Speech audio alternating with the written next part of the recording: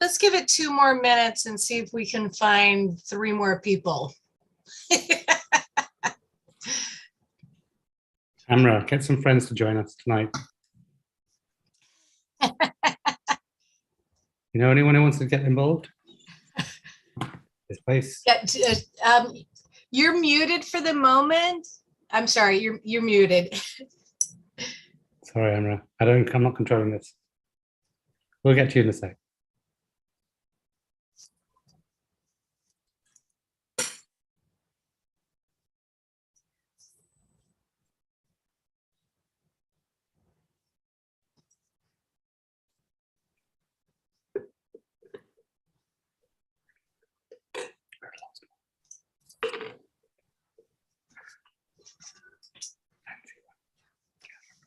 Paul, I just wanted to ask you if we want to amend the agenda to include a discussion about the redistricting. Absolutely, we can do. What's that? Yeah, I think it'd be a great idea. I think we definitely should do that. So we'll put that, we'll amend the agenda and put in redistricting as item number 2.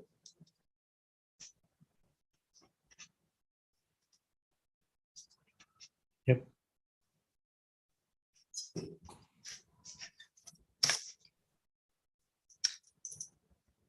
All right, well, a couple minutes didn't help, so let's go. So Will, if you can give your spiel. I'll take it over tonight. Okay, thanks, Anita. No problem. Good evening, everyone. A few notes for you, particularly if this is your first meeting with us. You'll notice that you are muted and unable to mute yourself.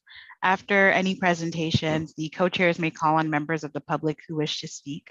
You can ask to be recognized by raising your virtual hand, and you can do that by going to the reactions button at the bottom of your screen and selecting raise hand. It's important not to raise your physical hands or to wave at the screen because we may not be able to see you among the participants. If you're on the phone, you can raise your hand by pressing *9 and *6 to unmute. Once you're recognized by a co-chair, I will unmute you and you may be prompted to confirm unmuting on your device. If you're using an older version of Zoom, you can access the raise hand feature by clicking the participants menu, on the menu at the bottom of your screen and selecting raise hand. The chat function is available for technical support only, not to ask questions of the co-chairs. You can send me a chat if you're having any trouble and I can walk you through any issues you may be having. Back to you. Okay. So Paul, why don't you introduce your guest? Yes, happy to. I'll introduce you again. So Amra. Amra is somebody who I met when I first came to Roosevelt Island a couple of years ago. Amra is the chair of our co-op board, and she's done a great job here. And then I was wondering the other day when someone was talking about the fact we had a public member open, I thought, we should get more people to come in to see what this is all about. I think it'd be great if, Amra, you have friends or people you know who are civic-minded, who want to get involved, who have, I think the one way I described this CB8 I joined only a few months ago, but I went to for a couple of years before, is it's a civil place and it's a collegiate atmosphere for the most part. And that, people are polite to each other and there's voting. So that's how things get resolved and sorted through. Anyway, welcome to this. I hope. Welcome. Yeah. Oh, a long introduction, sorry. No worries. Welcome. Always appreciate having a new face, and definitely will be really interested to hear her take on some of the issues. So we'll go to the agenda, and we'll start with Carlos Chavez. What's your official title, Carlos? Library manager. Library manager of the Roosevelt Island Library. And he's here to give us I think we do this about every 6 months, or I try to. So our current presentation of what's going on in Roosevelt Island Library. Take it on. Absolutely, yes. First of all, thank you so much, Lynn, for inviting me to be a part of this meeting. It's always a pleasure to join the Roosevelt Island Community Board 8 meeting. And I'm here to tell you about everything that's happening at the library and some really good, interesting highlights for the summer. So I'm going to take it away, and I'm going to start with the Summer at the Library mission that we have right now. I don't know how many of you have heard about this, but we have a free book giveaway that we launched on June 9th last week. And basically what the organization did was purchase 500,000 new books that we're giving away to all our communities across the 3 boroughs, Manhattan, the Bronx, and Staten Island. It's a hit. We have a lot of patrons coming in here to get their free new books. A lot of them are very popular titles, bestsellers. They're primarily for children and for young adults, but we also have a limited collection for adults as well. And the books range from fiction to nonfiction, graphic novels, biographies, memoirs, etc. So this is ongoing all summer long until we run out of the books. We have a lot of boxes here in our office, and we want to get through them and distribute them to our Roosevelt Island community. If you get a chance, please stop by the library, check out our free book giveaway table, and if you're interested in the title, please take it. So that's one of our major initiatives for this summer. We're also going to have our summer learning kickoff, which is scheduled for June 29th at 2 p.m.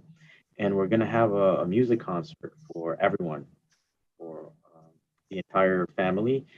And it's going to be at the Library Plaza, which is located right next to the library and between the Living Library and the New York Public Library. That's June 29th at 2 p.m. It's our official summer learning kickoff concert. And then throughout the whole summer, we're going to have many programs for all ages, for babies, toddlers, tweens, teens, young adults, and adults. They're going to happen on site at the library and also outside in the Library Plaza. Some of those programs include baby lab sit and toddler story time, the chess club, arts and crafts, gaming, a 3D printer lab. So we have a lot to offer to the community in the coming months. Also, big news, we got outdoor furniture for the Library Plaza, brand new outdoor furniture. The library purchased all of it, and we reached an agreement with REOC to use the Library Plaza for the entire summer. And I'm happy to say that we're getting all the furniture next week. And we're going to go ahead and install it in the Library Plaza and turn it into a destination for everyone. Not only is it going to provide outdoor seating for programs, for reading, for outreach, but it's also going to provide Wi-Fi to the entire community from the Library Plaza. That's starting next week. And we'll be having a lot of our programs there when the weather is nice. I'm also happy to say that we were one of the 3 branches, along with Webster Library and 67th Street Library, that won the participatory budget from Councilmember Julie Manning. So the 3 libraries got a total of $150,000 that we are going to distribute among the 3 libraries, and we're going to use it to improve our technology. So we're still, the New York Public Library is still seeing how we can improve the technology, but we'll be using the funds for that. Also, I'm happy to say that with a grant from Senator Serrano, we were able to complete and improve our audio induction loop and sound system. Now, every time we have a program, whether it's a presentation with the Roosevelt Island Historical Society or a movie screening, we will have audio induction loop available to the hearing impaired. We can also take the audio induction loop system and use it outside at the Library Plaza. With the Senator's grant, we were also able to get a 3D printer lab, which is going to be up and running later this summer, hopefully by August. And we were also able to turn our community room on Wednesdays and Fridays into a gaming center for our youth by getting a Nintendo Switch, a PlayStation 4, and an Xbox. So these are some of the projects that are already taking place at the library and that are coming later this summer. Please stop by the library to check out everything that's happening. I also want to encourage everyone to please follow us on Twitter and Facebook, our social media. We upload all our programs there, all our outreach, any information about the library, you'll find it on our Twitter and Facebook accounts, as well as photos of some of the programs that we've had in the past or outreach that we have been a part of, like Roosevelt Island Day. We were there this past Saturday doing the free book giveaway and the book swap, as well as signing up patrons for library cards and promoting library services. Also, please check out our website where you can see all our upcoming programs, events. And may I share my screen so that you can see the Twitter link to follow us? Yeah, you can go ahead. Okay, great. So very quickly, just going to point out the three websites. This is the one for our location, nypl.org/locations/Roosevelt Island Library, which takes you to this page. Can you see it? The Roosevelt Island webpage? Yes. And then here you can see everything that's happening at the library, from our programs for kids, for teens, for adults, 24/7 resources such as ebooks and audiobooks, e-materials and databases, and a little bit about the library. And if you click on the read tab, there's a lot of titles there that we recommend for our patrons, whether they're children, adults, or young adults. Okay, that's our website. And if I move on to the next one, the social media, this is the link. I'm going to do the same thing, just copy and paste it. This is for, I sent it just to Saida, but you can send it to everyone. This is our Twitter webpage. You can see here some pictures of our outreach event at Roosevelt Island Day this past Saturday, as well as some of our upcoming programs for Juneteenth holiday, and some really cool videos that the New York Public Library puts together to promote summer learning. And the last website I want to show you is our Facebook page. It's very similar to our Twitter page. We upload some of our outreach and programs there, photos of the programs and outreach, as well as calendar events for everyone, for children, for young adults, and for adults. So that is all that I have to share for everyone here. If you have any questions, please let me know. You can send me an email, call the library, or just stop by the library. Well, Carlos, what I want to say is how super excited I am about what a great job that you all have been doing to resource and advocate for these funds to really enhance our library. It seems like every time we turn around, you guys have been able to get some other really awesome funding for, I know we talked about for years, we wanted to have a great system someplace on Roosevelt Island that had looping. I am so excited to hear you guys got funding for that. And then the 3D lab. I mean, these things are amazing. And I don't know about anybody else, but I personally had no idea that you guys were doing such an amazing job advocating and getting resources and funding through these different resources and elected officials' offices. So super, super congratulations to you on what I think is an incredible job. Thank you, Lynn. It helps that we advocate and promote library services. It also helps that I'm part of a great team and that we have an amazing community that engages with everything that the library does. So it's a combination of all those things that have led to so much success at the library for the community. One last thing that I want to highlight is that we are going to resume our constituent hours. We're going to start them once a month for now, and then we hope to transition into twice a month. And the first one is going to be this coming Thursday, next Thursday, June 23rd, from 3 to 6 p.m. And Senator Serrano is going to join us. So we look forward. Oh, fantastic. Yeah, we look fantastic. We look forward to having him at the library so that he can see how we invested and put to use the grant that he gave us, and so that he can also check out the Library Plaza outdoor furniture and connect with the community. Did you say 3 to 6 o'clock? Yes, next Thursday, June 23rd, from 3 p.m. to 6 p.m. How did you manage to get someone like that to stay for 3 hours? That's really impressive. I doubt he's going to stay here for the whole 3 hours, but we'll try to keep him here as long as possible. Yeah. And one tiny question for you. I missed the number you said about how many books you're giving away here and elsewhere, and also how many for Roosevelt. 500,000, so 500,000 books across the entire system. So we're talking about all 92 locations in Manhattan, the Bronx, and Staten Island. We want to reach all our communities. Across the whole city or just those 3 boroughs? Those 3 boroughs, because Queens Public Library and Brooklyn Public Library are separate public library systems. Oh, I never knew that. Thank you. Yes, I have a card for each one of them. So does anybody have any questions for Carlos? If you have a question, if you want to react in reactions, raise your hand with the reaction button.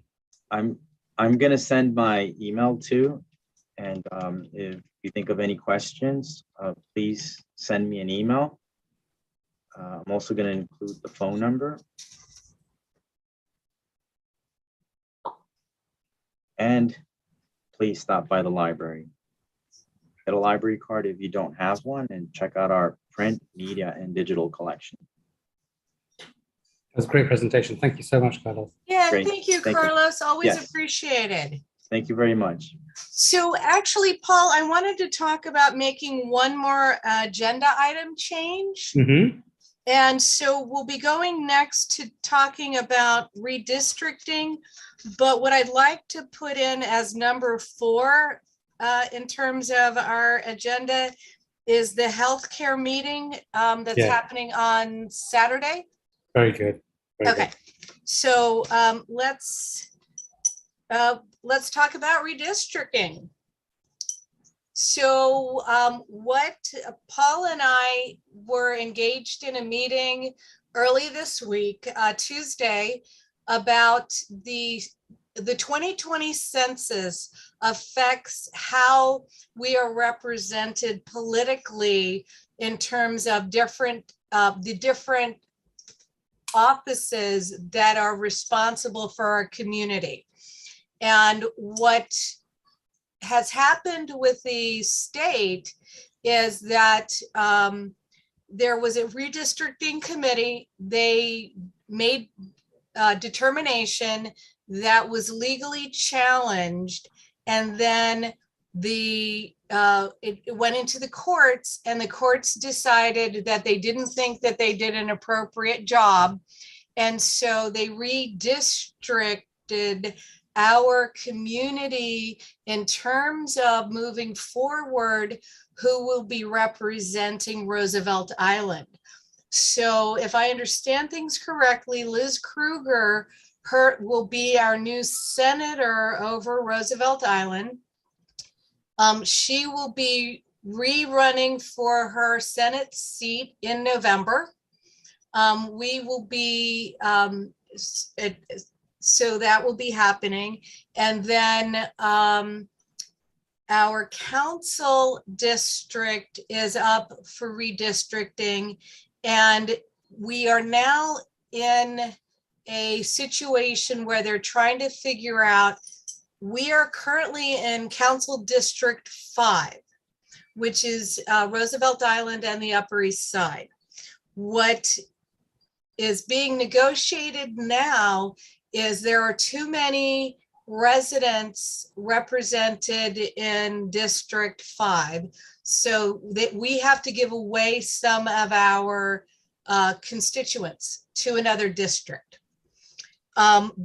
One of the first proposals that came out in terms of redistricting Roosevelt Island within the community board was there were people who felt that Roosevelt Island should be kicked over to Queens and into the council district in Queens. So Paul and I represented what I think solidly Roosevelt Island. to discourage that as a solution. And we were able to get, as of last night, agreement from the community board that Roosevelt Island would be always, as far as the redistricting went, considered a part of Manhattan, and that as far as they were concerned, they would not be recommending that we be moved, that we would be solidly considered a part of community City Council District 5. So I would like to thank Paul and our community board in supporting Roosevelt Island as remaining in part of community in Council District 5. And that was, I believe, a really big deal for us. The other thing we were able to do with the full board of Community Board 8 was get them to support our request for a roundtable for our community to start a discussion on dog issues. But let me go back to redistricting. So what we have to do for the redistricting is we have to encourage our community to be very vocal about supporting the work that Paul and I have done so far in terms of making sure that the redistricting commission understands that Roosevelt Islanders identify as Manhattanites. And I'm going to read this for the record so that it's officially on the record for the Roosevelt Island Committee. And that is, the Redistricting Commission is now working on rebalancing council district populations based on the 2020 census. Roosevelt Island is part of District 5 in Manhattan, along with much of the Upper East Side. Our district will have to reduce its population by approximately 4,000 to 9,000 people. There had been a suggestion by some members that Roosevelt Island be moved to District 26 in Western Queens. We believe this to be a capricious and without appropriate and due consideration. From its inception, Roosevelt Island has been a part of Manhattan. To move any part of our governance would be detrimental to our community. Please write and email the public testimony at redistricting. And actually, if we could get Said, if you could put that in the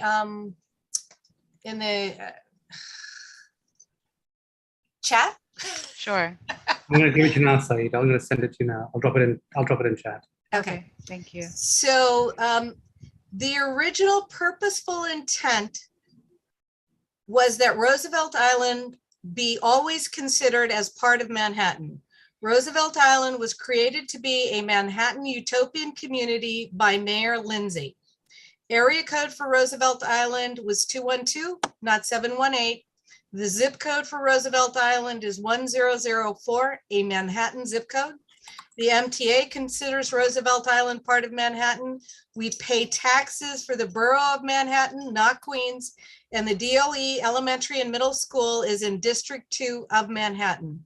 Most importantly, over 50 years, the people who live on Roosevelt Island identify themselves as Manhattanites.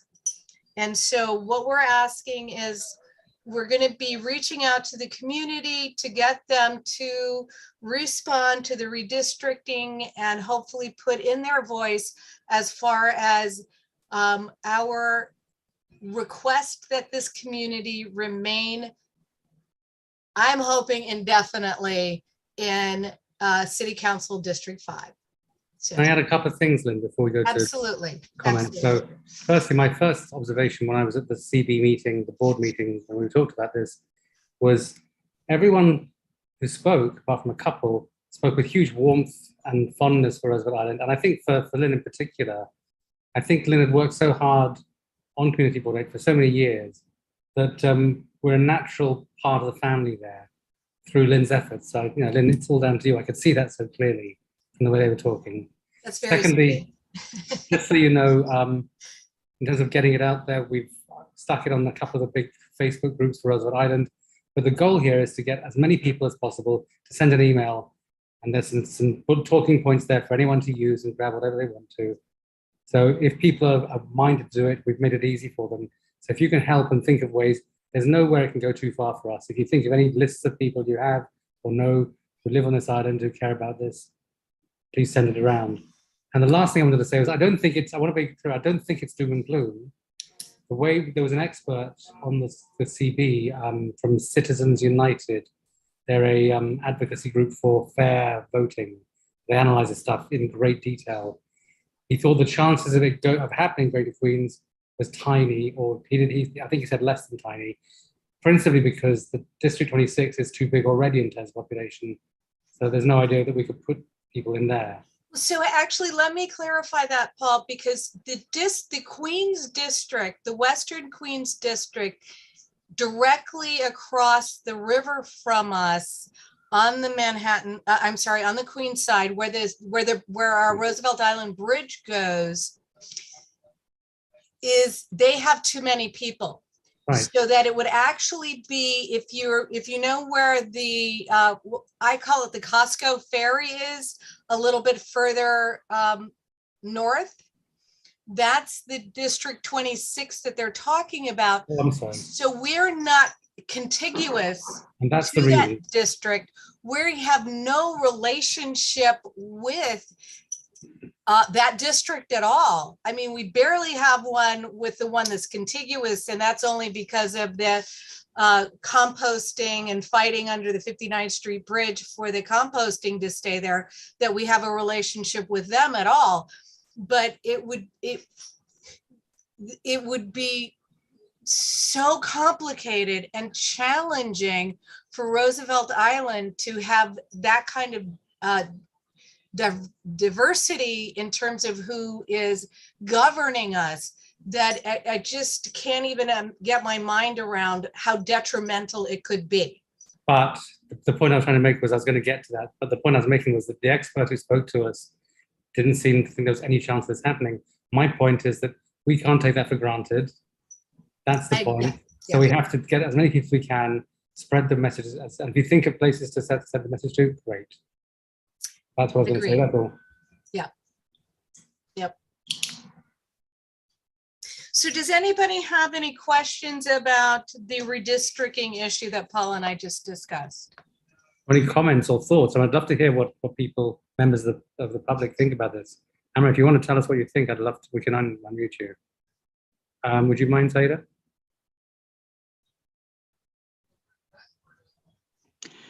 Yes, actually, it is very interesting, because when the TLC and the Port Authority were considering the flat rate from the airport to decrease the fraud that we're having at the airports, I was actually instrumental in getting Roosevelt Island included in the Manhattan district rather than Queens, because I said our area code is 212, our zip code is 100. We have everything linked to Manhattan, so it would make no sense for, in terms of TLC, to consider Roosevelt Island Queens. And so they included Roosevelt Island in the flat rate taxi ride from Kennedy Airport. The taxi one, that's another one, right? Yes. We keep hearing these other things that, like, we were trying to be as comprehensive as possible to show how not only do we identify as being Manhattanites, but other areas, groups that interface with us consider us Manhattan. And, you know, it is, I just think I can't even get my mind around the challenges that would create for us. Huh. If you could, that's Lydia, if you could unmute her, Saida. Hi. Anyways, I just wanted to say how grateful I was that the two of you were there at that community board 8 meeting, because it's really important for, I would say, almost everybody, if not everybody on Roosevelt Island, that we maintain our Manhattanite identity. And it's also, especially for the people who own our apartments, that's real estate. So now more than ever, that's a really important thing, that we maintain our Roosevelt Island in Manhattan as a part of Manhattan identity. So thank you so much, Lynn, and thank you so much, Paul. I appreciate that. And Paul, I didn't even know that you were in my building. Oh, nice. There you go. So we're in the I'm here right same. now. Yeah, because the only reason I know is because Amra is also the chair of my board. Ah, there you go. There you go. There So you it's go. good to know. It's good to know we're in the That's same the way it building. should be. Okay. So thank you again. I appreciate it. You're welcome. Is there anyone else that would like to comment?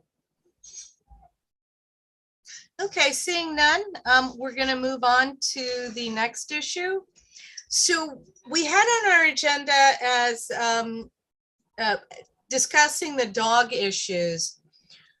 So what we wanted to talk about tonight, because last month we heard from the Dog Parent Association on Roosevelt Island.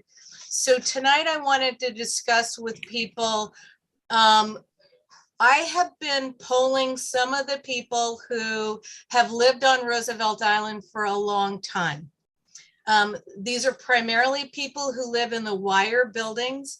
And to explain what the wire buildings mean is that in the original part of the Mitchell-Lama construction for Roosevelt Island, there was a building called Westview, another one called Island House, River Cross, and Eastwood. And they became known as the wire buildings. And these buildings represent the very earliest members of our community.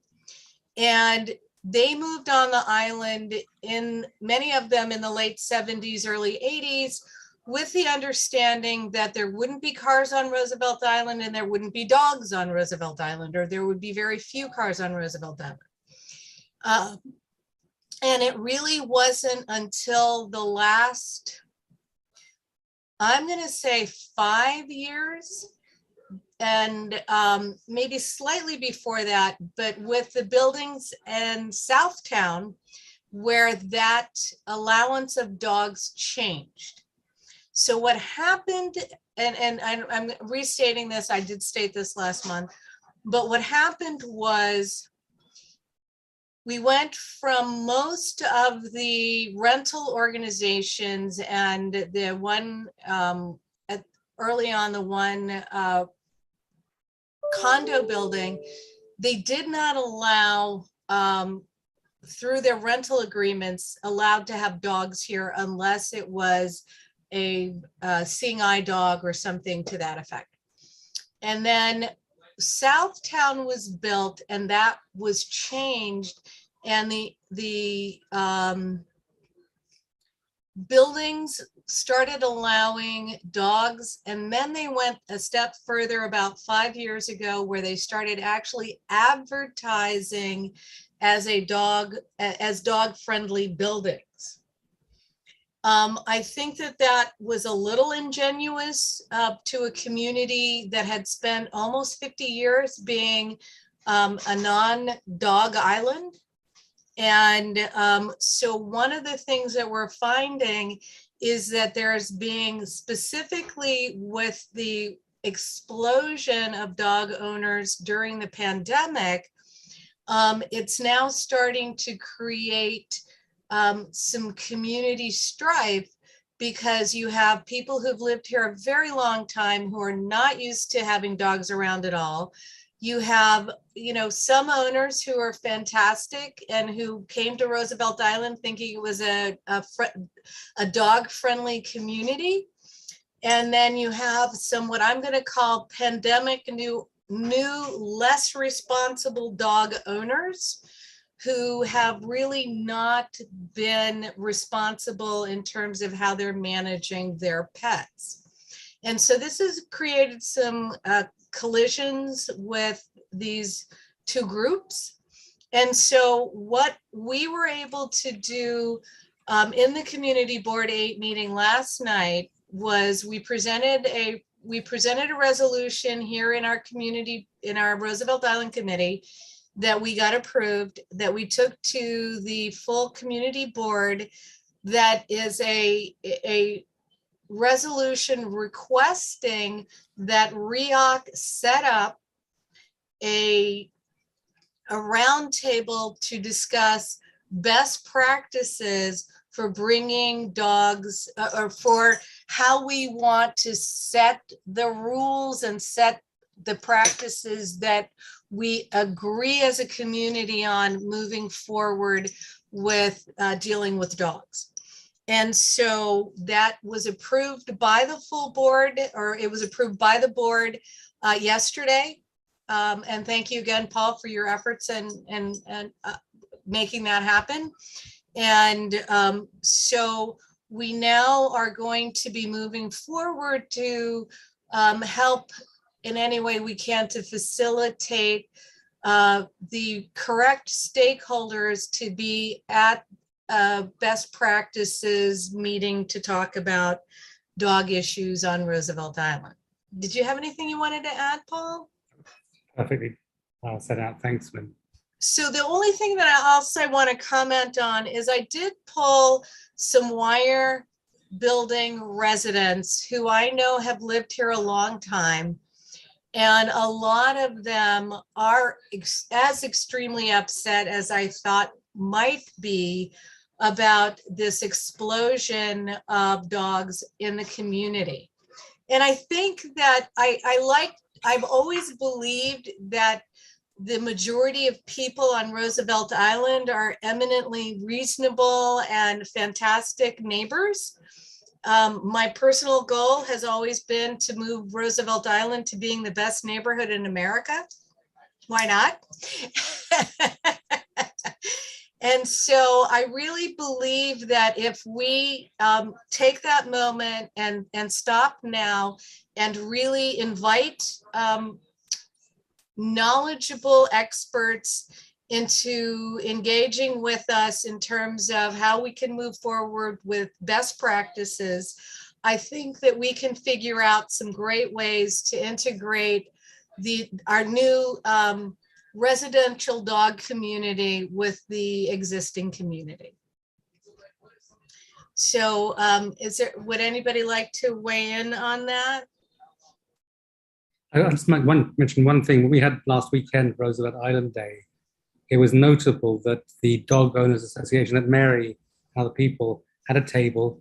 They were organizing dog poop pickup by dog owners, to your point about being good neighbors. So well, and I'd like to say, Paul, that the two of us were helped and were instrumental in making that happen. So I'm really happy that I unfortunately was just recovering from surgery, so I wasn't able to attend Roosevelt Island Day.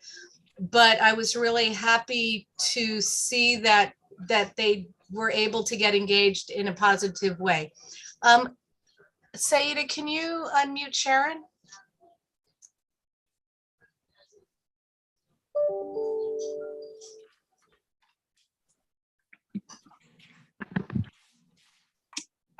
Thank you very much.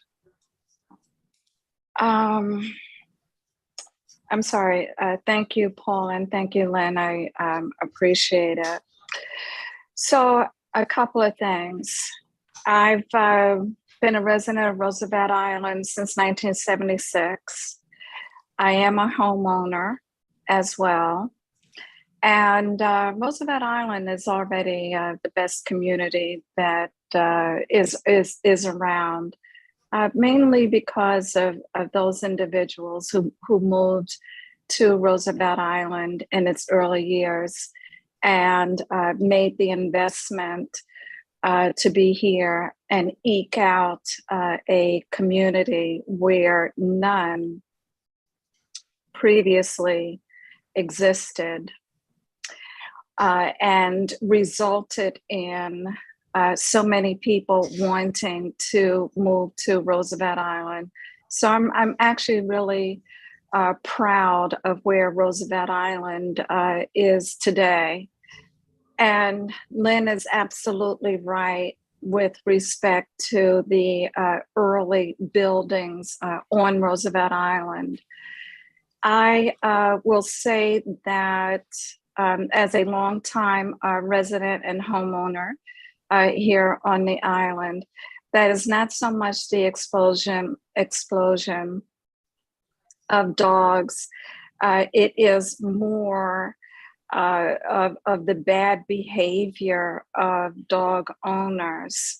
And more specifically, for example, I've always found it to be so revealing, of the dog owner and who the dog owner is when he or she allows their dog in the middle of the sidewalk to do his thing, with everyone having to go around the dog and his owner. And by the way, the dog owner sometimes may or may not pick up after the dog.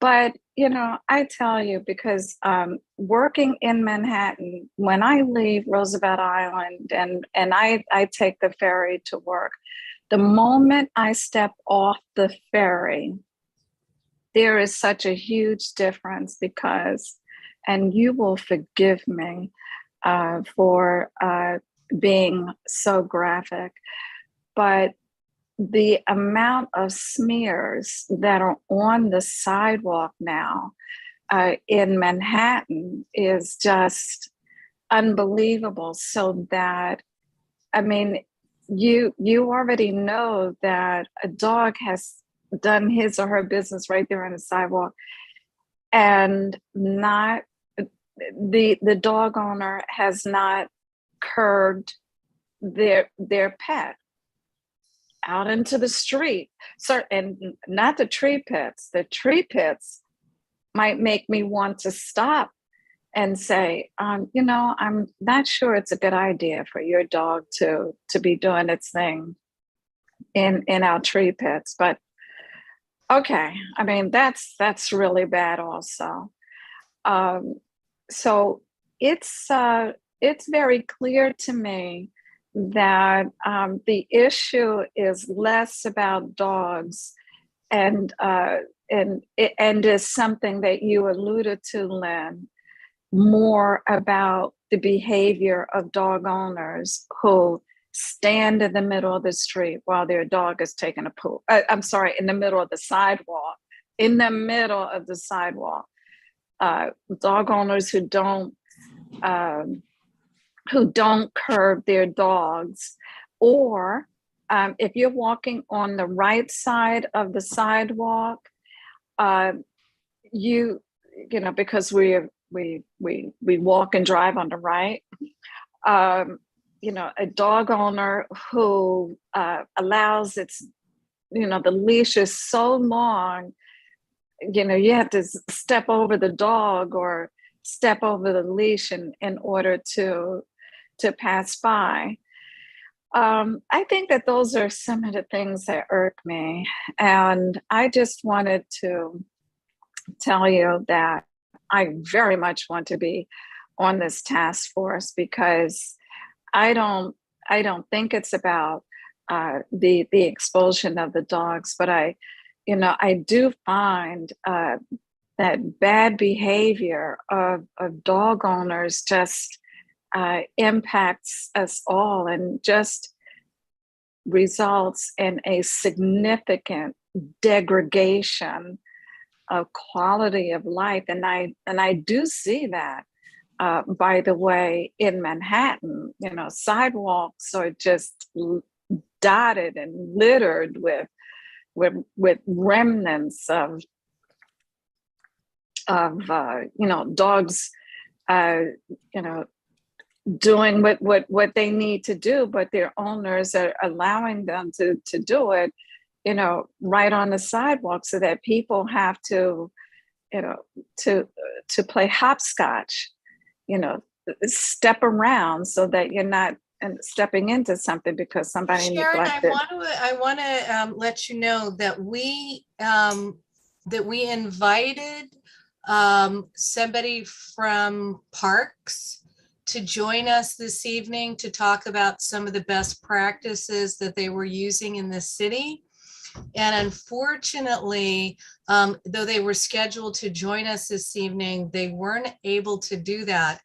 But we have been actively reaching out to different experts about not only what's being done in our city, in other areas of Community Board 8 in terms of like parks and how animals are interacting in those parks. But we've also reached out to the different places about dog parks and about dog training, because one of the things that we were going to move forward and talk about, hopefully in the roundtable, was whether we could encourage REOC to facilitate some dog trainers giving classes on special events, like maybe next year's Roosevelt Island Day, or else do maybe something in the fall for the Arts, where we actually have somebody. Why don't we leave that, Lynn, to the task force? Because Right. I'm not thinking that dog training is going, I think the dogs are doing what they're, naturally supposed to do. I think So this dog is about training is the more about emphasis training on the the owner. owners. Yeah, dog training is Mhm. more about training the owners than it is about the dogs. So let me be clear about that. If it's done correctly, Okay. it's more about the training the owners how to be the head of their herd and how to get their dog to appropriately respond to their commands, which is really training the owners. It's really more Okay. about training the owners. Yeah. If I can Okay. jump in with something as well, just to update people. So you may know also that there's been a lot of, there's a petition went round and a lot of noise on this, on the Roosevelt Island groups and stuff like that. And so REOC is aware of it. And I saw last week, I cycled past. I'm sorry, it's a petition for. So the dog owners had a petition demanding, because they've had terrible facilities. Oh, for yes. dogs. Okay. And that's the problem. You've got a nice big island here with lots of open space, and the space is not managed properly. You want REOC to do a proper job of maintaining the dog parks, making sure we have appropriate space set aside for both people with dogs and without. It's not complicated. You have to have someone to do it. But actually, having said that, I saw that the dog park, certainly the one down by the ferry stop, I saw 4 workmen in there last week, cleaning up completely. I went past a couple of days ago. It looks great. There's nothing dangerous there. Everything's been cleaned, the ground, because there was a complaint about that being unsafe for the dogs because of, dangerous broken glass in there, stuff like that, and it just wasn't maintained. So the point is, I think REOC is starting to take care of this. And I think they've done the one at the top as well. So the other thing that I do want to mention too is that one of the unfortunate things that happened during, excuse me, the pandemic is that owners would take their dogs out whenever they wanted, wherever they wanted, doing whatever they wanted, because people really weren't outside. We were pretty much all hunkered in, except a lot of the time for dog owners or people who were taking walks and stuff. And so I think what happened kind of in a more thick way is that the dog owners just kind of were able to go and do whatever they wanted to do. And now that the people are out and about and doing things, and we have to be more responsible to sharing our community. And I think this is a nice way to transition from where we were to where we need to be. I think we're in a good place now. I mean, I think that to wrap it up almost, we've got the resolution, so we're going to send a letter to REOC, to Shelton, and he'll respond. So did anybody have any questions or comments additionally that they would like to make? Thank you so much for your efforts, Lynn, and also Paul. Really appreciate it. So what I'm going to do, Paul, is I'm going to move us to the next item on our agenda, which is business corridor, and I'm going to let you take that one. I didn't know what we were going to say on that one, to be honest. All I know so far is that we have a lot of businesses here on, if this one you mean, on the island. And I think it'd be great to get them in front of us so we can learn more about their plans. So one of the things that we're doing is we have made, we've invited many of the businesses in the community to come and speak in our Roosevelt Island Committee meeting. Most of them would like to defer to the fall. So I think we're going to be able to get quite a few businesses to make presentations, hopefully similar to the one Carlos made for the library. Who we have in line is Frank from the Sanctuary, Paul from Graduate. No, Paul is from the Granny Annie's, the Graduate, and we're in the process of reaching out to other community businesses to come to talk about their business in order to help even familiarize residents, but hopefully to let Upper East Siders know about some of the great businesses we have over here. So, and then in fact, in talking about that, I would like to encourage everybody to come by Four Freedoms Park. They've done their incredibly beautiful rainbow stairs, and they're going to be having some great activities on Saturday, this Saturday. And I would like to encourage anyone who can to come by and see our fantastic Four Freedoms Park. We had Howard Axel here a couple weeks ago, or a couple months ago, talking about all of the fantastic activities that they have planned for our Four Freedoms Park. And Paul and I participated in the park day, which was, I thought, super fun, even though it was a really unpleasant day. But we also are looking forward to what I think is going to be a fantastically beautiful day on Saturday at Four Freedoms Park. And you have to register for it. I registered for myself on the Eventbrite thing. I don't know how to find it again, though. I don't know if you have it then, but if anyone wants. Oh, that's it. Yeah. Let me see if I can find it. And if I can, I'll send it to Saida so she can put it in the post.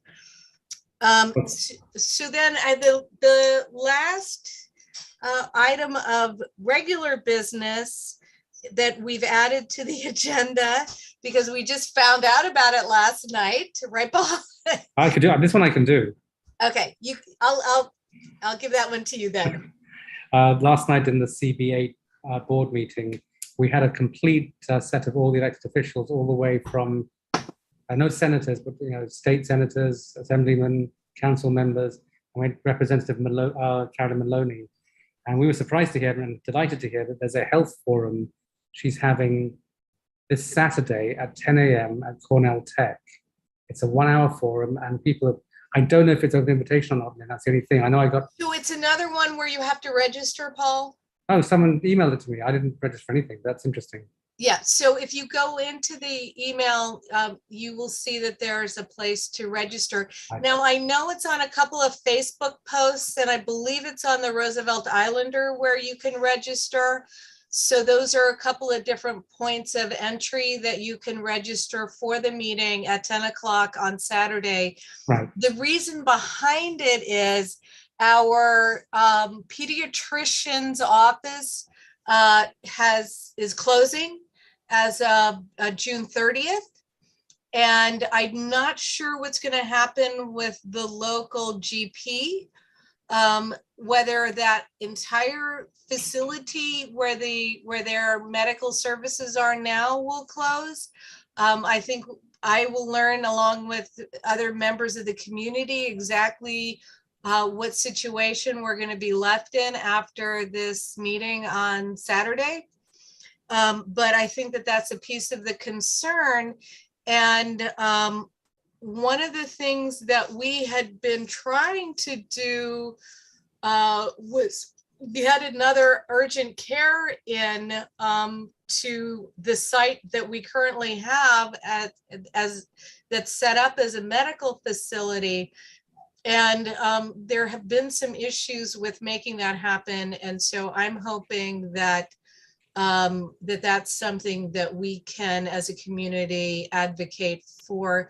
I will be interested to hear what might be the ideas and the solutions on Saturday, but I concur that we definitely need some type of medical services here. The point I was going to make was that what surprised us both was it's Carolyn Maloney doing this. It's not a local council member. That's heavy guns coming, so it's a good thing. Yeah. Brilliant. It's a nice big, we had 5 agenda points today. We whipped through them in less than an hour. Let's see if we can break the hour record, shall we? I think we deserve this one then after last night's, I totally do. I don't know, Sharon, about you. I know I am super exhausted from a really heavy week of community board aid. Is there any old business? The only thing I want to ask quickly, old business, new business, quickly for 2 minutes, Amra, if you could unmute Amra. I'm just curious what you thought of your first meeting, since it's just us here. Sharon here is a board member of CB8, as is Lynn, as am I. Actually, I think it was very interesting. It was, there are things that, because I worked in Manhattan most of my life and my daughter went to school in Manhattan, my participation in Roosevelt Island only increased when I became very involved in our building. But as a transportation planner, I see so many problems in the island that I would like to address. But it's very interesting to see what happened with the library and all the progress that's being made there. And some of the issues, like, for instance, the dog owners. As you know, I created a dog run in our building to see if we could decrease the problem of dogs in the elevators, rugs and everything else. And we are not as successful as I would hope. In the beginning, there was more participation. Now there is very little. And people have been very uncivil to some people that remind them that it would be okay to pick up their dog waste. And they are very, very uncivil. So I'm also concerned about health issues, because the dogs use the grasses freely. And you see babies and families having picnics and getting together there. So that is a problem. But and I'm very curious about the health forum, because I had heard that Dr. Grimm could not find pediatricians to take her place in the island. Yeah. So it's difficult to understand why the island is not an attractive place, since there is a captive audience here. So it'll be interesting to see. So if I understand things correctly, it's what they call foot traffic. So when you're in Manhattan or when you're in one of the other boroughs, the potential of getting foot traffic from elsewhere is dramatically higher than, as you stated, our captive audience. And so the problem is that if everybody who lived here used whoever the medical services was, we could easily maintain it. The problem is we live in the city that has some of the best medical care in the world on a tram right away. Yeah, we'll too many choices. So what I was going to end with for you, Amra, was now you've seen your first committee meeting of CB8. There's 10, 12, 13 different committees. You can see on the webpage. If you see anything else of interest to you there, try and have a look at the committee as well. And then one day when you're brave enough and you've learned enough, you might want to try and do a full board meeting as well. No, actually, I messed up. I did not save it on my calendar, so it didn't appear. But I was planning to listen to it. So now I'll be more careful. This time I saved it. And by the way, every single one of them is recorded, as you notice, it's been recorded. So right now it's available from the moment you start recording. It's on YouTube. If You can always go back and check something on YouTube if you want to see. I find that Good very to know. helpful. Yeah, if you want to go back and listen to some of our former committee meetings to kind of get caught up and to get a sense of what we've been talking about and working on and things like that, please take the time and just, you can go, it's CB8M. You go to the Roosevelt Island Committee, you can scroll down and you can go through multiple of the meetings and get a sense of what we've been working on for the community. And it's in Um, chat for you. good. It's in chat. I'm not remembering any other old business. Are you, Paul? No, I think we're all good. I think let's pretend it's 7:30 still, so we can say we did this in 1 hour. We can tell CB we had a 1 hour meeting. Okay. Everyone okay on that one? So let's. How about Sharon? If you'd like to move to. So moved. I don't need any encouragement. Night, everyone. Good night, Good night. everyone, and thank Good you for night, joining. Paul. That was nice. Good Bye, night, everyone. Lynn. Bye, Saida. Bye, Saida.